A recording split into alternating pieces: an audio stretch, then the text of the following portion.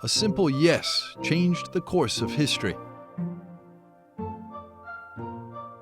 God entrusted the life of His Son under the protection of Mary. We too are called to be her children, and we can do so in many different ways. For over 3 million Catholics, it means being a knight of the Militia of the Immaculata. You do it not for your own personal sanctification, but to put your relationship with Mary at the service of the world. Father James McCurry is a Franciscan friar and knight of the Militia of the Immaculata. EWTN Vatican correspondent Sofia Chubak joined him at the Casa Kolbe in Rome, the former Franciscan college that formed St. Maximilian Kolbe as a young seminarian. St. Maximilian later founded the movement of the Militia of the Immaculata. There is one saint that is particularly close to your heart. Who is the saint and what does he mean to you? I kind of made a bargain with Maximilian Kolbe while I was teaching a rather wild bunch of students in an all-boys inner-city high school. I made a bargain with him. I put his painting over my chalkboard, knelt down one night at the start of the school year and says, here's the deal. I'll work for your canonization if you keep an eye on all the juvenile delinquents and the young hooligans out in the classroom, that they learn something from me and that they don't get disruptive. Well, miraculously, he kept his part of the bargain beautifully. It was a wonderful group of students I taught. I'll always remember them. But at that time, I didn't realize that my part of the bargain would take 11 years to complete.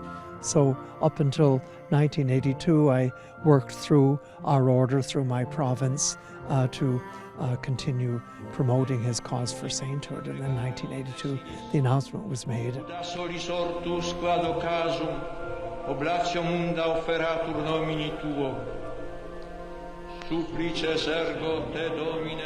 You had contact, quite good contact, with some of the prisoners that were in Auschwitz with St. Maximilian Kolbe at the time when he was there.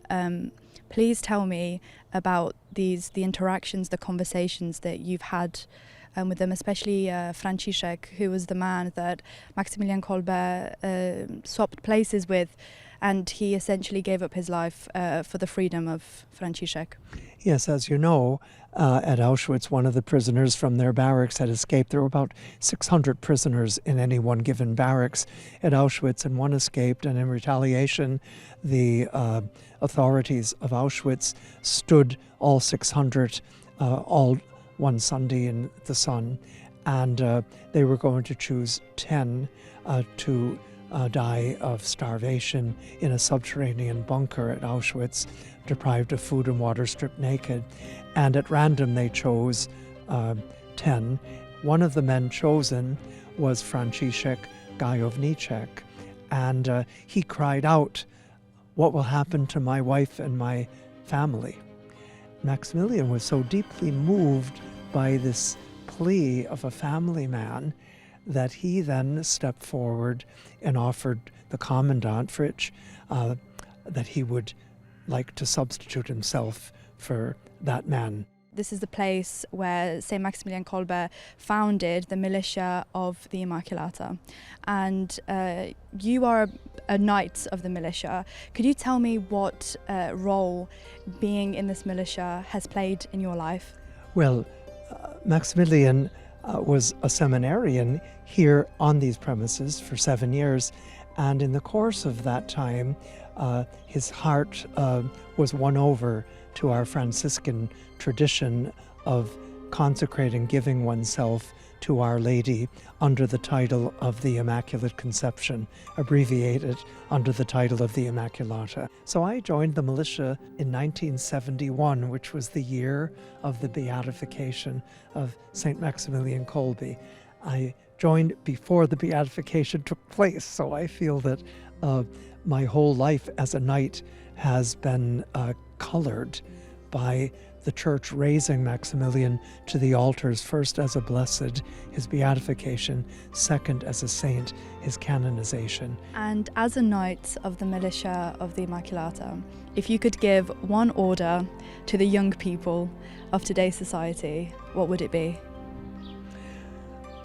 That's a very profound question. Who am I to order anyone?